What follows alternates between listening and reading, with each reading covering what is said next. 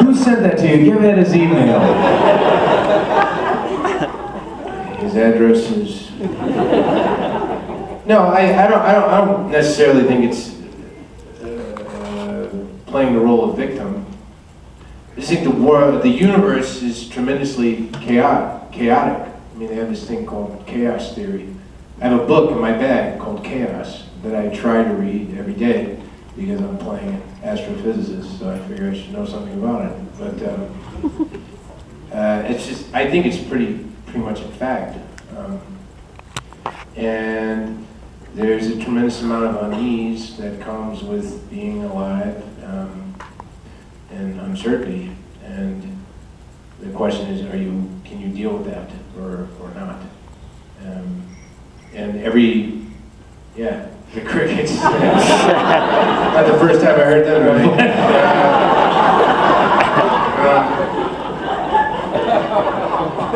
There was a point I was making, but the crickets ate it up.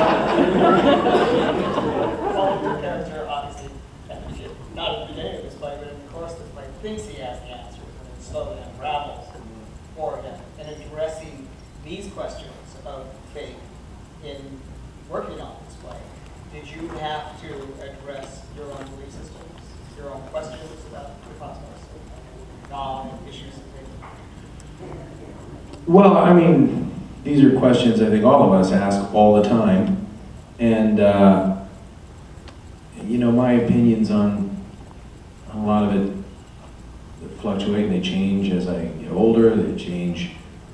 I think about it a lot. When I thought about it when I had kids, I thought about it when my dad died, I thought about it.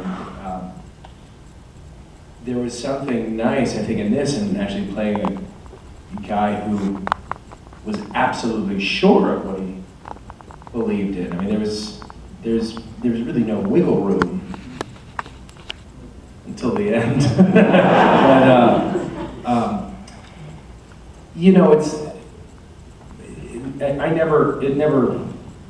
I think the way I deal with this stuff in my belief system and then the character's belief system are kind of two separate tracks. And I never got them too mixed up. Kate, you grew up in North Carolina, did you not, around evangelicals? And then you also spent some time in Ocean Grove, New Jersey, where there's this Methodist camp, right? Well, I just went there for the good times because, we were going to do this show, and it was Gospel Weekend, which is all white Gospel Weekend, by the way. So I have an awesome little clip on my phone of some kids doing some great choreography.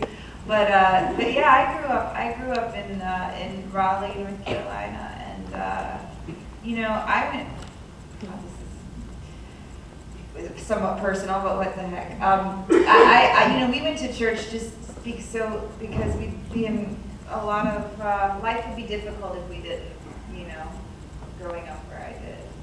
So it was an interesting thing to me because I've been away from that for quite a while now. And one of the first days, maybe the first week or so, Paul and I sat down with a minister who walked in and immediately was like, well, let me ask you, what's your faith? And this is someone who just asks people this, and no one had asked me that in so long. It was just like, so it's been interesting sort of trying to discover someone who is so at home in her own beliefs and becomes more so as the play goes on. But yeah, it's something I sort of ran away from, and here I am again. Did you find that enviable at all? Do any of you find it enviable when people are certain of their beliefs? I find it enviable when people are certain of anything. I think that's a really charming, lovely trait in a human being, certainty. It's why I love Steve. I mean, I think he's such a lovable character in his certainty. See?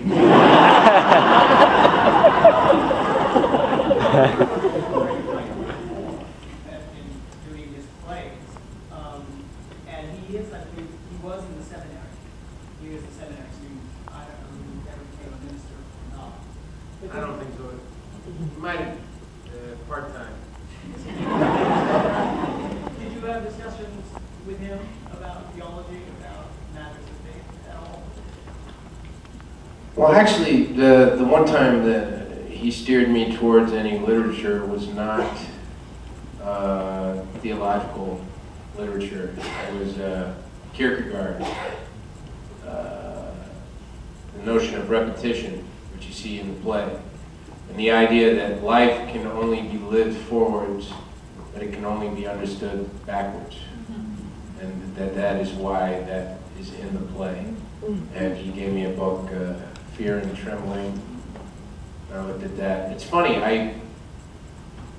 I've done this play twice now, and even though I have like a religious experience, or my character does, during the course of the play, I never think about religion when I think about this play. I always think about people and relationships and how much people can care about one another. And I guess for me, that's what it always comes back to, is the relationships, and that's what really is righteous, more than what you believe or what book you read before you go to bed every night, is how much you're able to care about other people, which is one of the hardest things any of us can do, to genuinely reach out to another human being without any expectations or any conditions. And so yeah, we never, because for me, the whole idea of the Jesus and the God and the Bible and all this is pretty cut and dry. I've never understood. I mean, when you read it, it's very, there's not much to talk about. It's just like, this is what happened. God did this and Jesus did that, and the end. It's like, what are you going to talk about? So it's more about, you might take issue with it?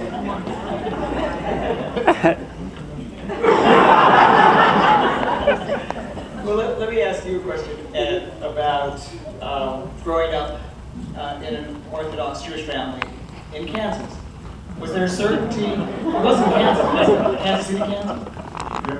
And you are growing up in a Jewish tradition. Was there a certainty of belief in your parents' head that you grew up with? Very, very rigid. Not unbending necessarily. We were Orthodox. My father didn't walk the shore.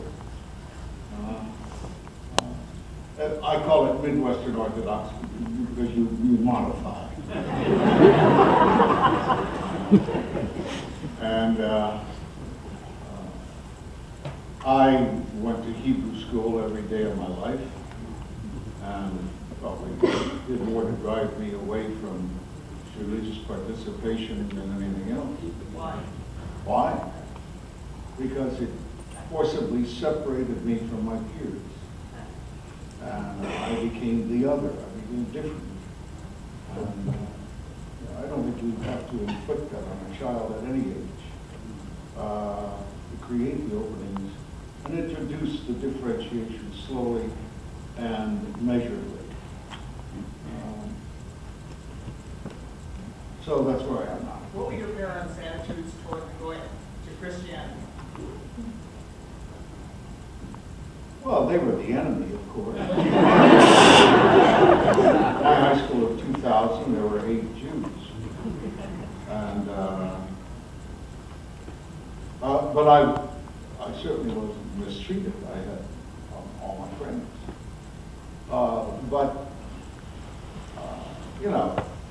The phrase in those days, during Hitlerian days, was "keep body goyim."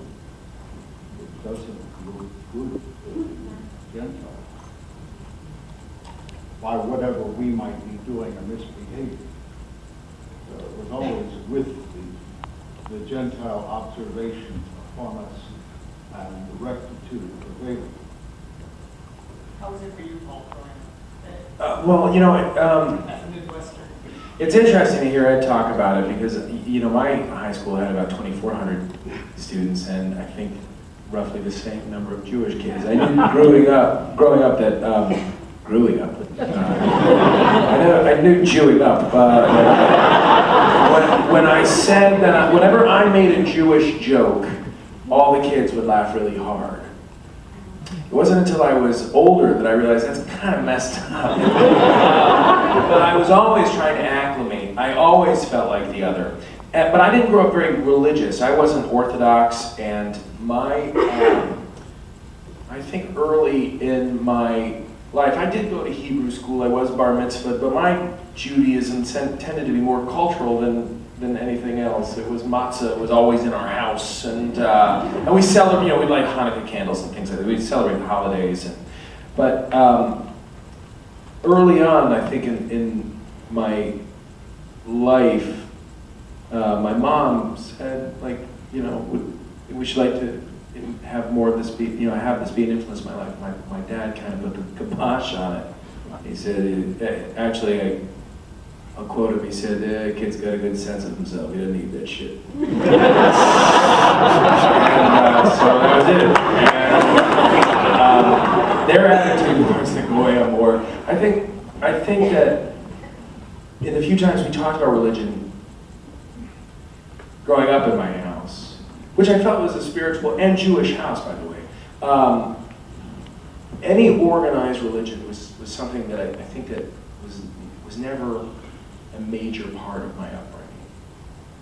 Yet people like Steve, like these characters, I knew very well. I was surrounded by them. I mean, there were Christian groups that all my friends went to after school, like Young Life, or there was, all this kind of stuff, and I wanted to go. And my dad's like, "Oh, no, you're not." You want to be a part of it. It's true. You want to just be part of a group. Young Life? Oh, yeah. No, I remember Young Life, and I wanted to be part of it too, because we felt a little left out. And I even went to Bible camp when I was 13, and and you do have a religious experience, especially at 13, really ready to feel something huge. One of the most beautiful moments in the play is when you and Sam pray. How did you pull that scene together? Was that find your footing on? In terms of the prayer, I mean, it was really tough in terms of the movement, because that's the scene. It's during the prayer that we go backwards and forwards again. So it was very tricky in terms of the movement. And we did a lot with videotaping stuff and playing it backwards and sort of watching that. In terms of the prayer, to me the prayer is so beautiful. Just what the words that Craig wrote, and the idea of two people praying together, someone who's never prayed. I don't know. We kind of, it's different every night, and we've never talked about it, and it just is what it is. Well, you have the microphone. Did you explore the sexual relationship between you and Steve very much in putting this out? It's really, really personal.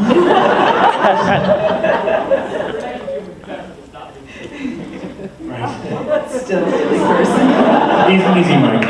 What's going on in their sexual relationship? Did you escalate? We talked about some of the specifics. There are certain things I think that we've never had a conversation about certain things but yet I think we both have our own thoughts about it. I can't do that. It'll change the play. No. I mean, Well, when I had sex with her,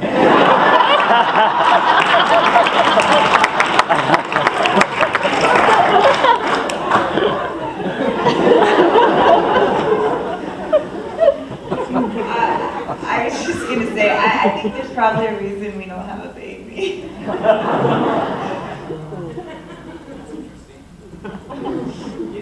The audience, the two nights that I saw, the audience gets a big laugh when you say Ephesians by 20, right?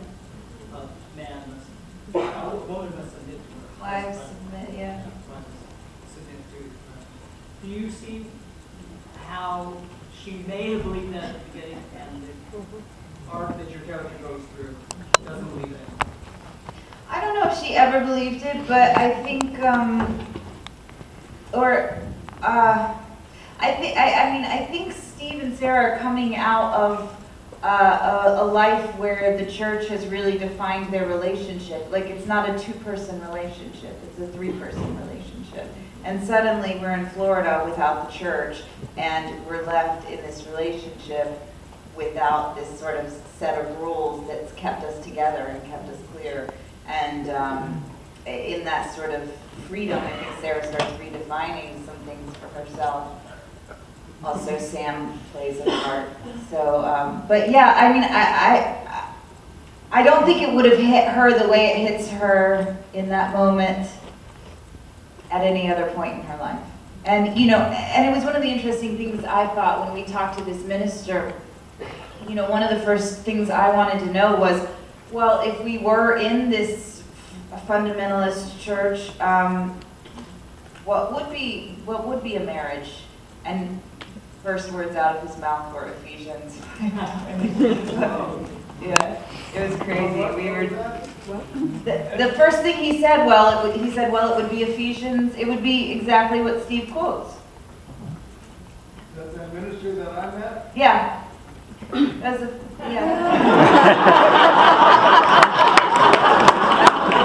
I mean, we weren't asking him his opinion. We were asking him, were we to be in a church like the church that we're assuming Sarah and Steve are coming from? What would be the view towards marriage?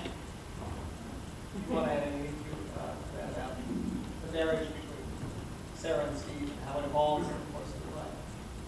Well, I think that Sarah and Steve found each other at a time that they really needed to. I think, I mean, it's an interesting play because there's very little backstory, really. In fact, you learn a little bit about our relationship, a little bit about our history at the end of the play. There are a lot of things I think you just fill in blanks a little bit. You know, there's something about Steve saying that he left home at 14. He lived on the road for like 5 years with every person that he met wanting something from him. 7 years ago, he went to a Bible study. I don't think Steve, Sarah grew up, she went to Bible camp, it was part of her life, she just kind of did it. I don't know if that's the case with my character. So, I think that when they met in this Bible study, I think Steve is desperate to hang on. So I think it's absolutely true that it was the prettiest girl that he'd ever seen in his life. But I think Steve needs to hang on to something. Otherwise, he's going to just do what he does at the end. We're going to get up to questions now. I can kind of see it here. So if there's a hand back there. Yes? Hi, first of all, thank you for staying after I guess we before. Thank you. How do you justify the fact that Steve seems to want to have a baby, get back to her? Why doesn't he? How do I justify it? Well, I think that there's a financial aspect to it. I mean, there are. We talked about this in rehearsal too, but you know, I think that instead of the financial aspect, I think it's more interesting that maybe he doesn't really want one, or think that he does. It sort of felt almost like you were the main attention, and you had maybe you no longer be the center of this world that you're looking for. That's interesting, yeah. Also, considering his upbringing, probably doesn't feel like top-notch parent material.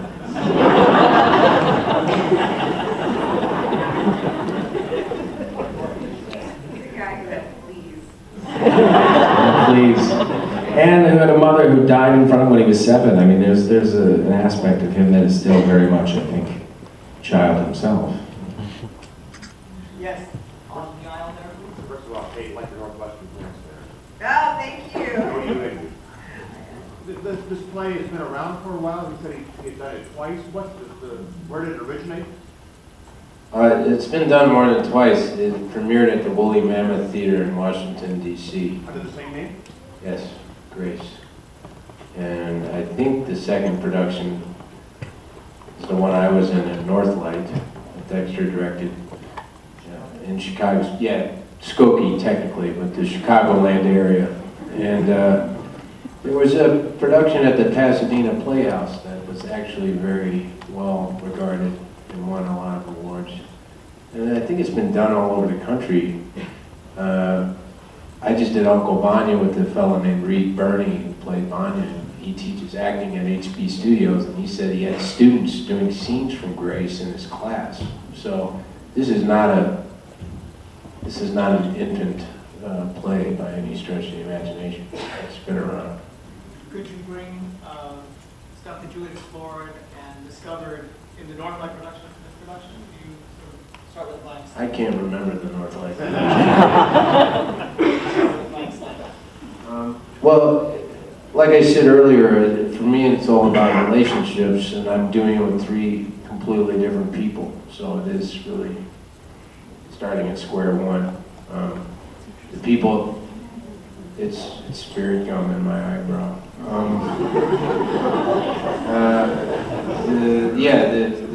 The performers I did with at Northlight were all very wonderful, but they're very different. And so there's not really anything to be gained by thinking about that. I was better off just starting at square one.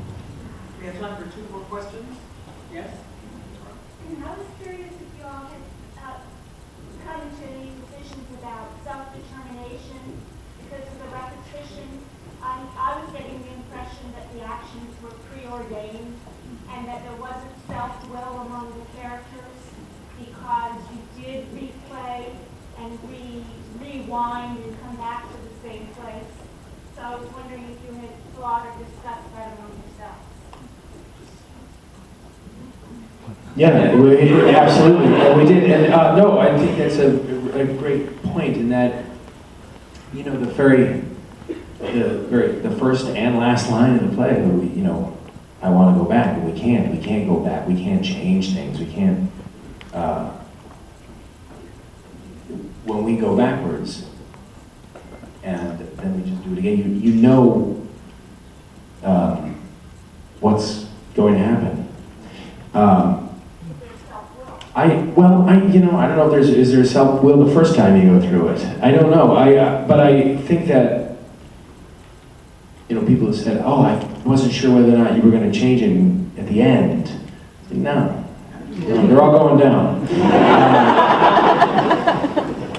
I mean, for me, the 2 instances are kind of different. I mean, for me, the prayer, when it happens during the prayer, it really is an opportunity, you know, to really look at is what is happening between all these people, is it wrong? And if they get this second opportunity, maybe there's a better way. But even though we rewind and we do it again, it's still what feels, I think, to us, the best possible outcome. You know, there's also when you're praying, talking to, you know, whoever is up there, you're asking them to be in some sort of dialogue with you, or perhaps even steer your life in some way or another. And so, by repeating that activity, it's, you know, again, it goes back to the idea of certainty versus uncertainty. It's like, is this really, not is this what's going to happen, or is it not what's going to happen, but is this really what is supposed to happen? Like, is this God's will? Not so much self-will, but is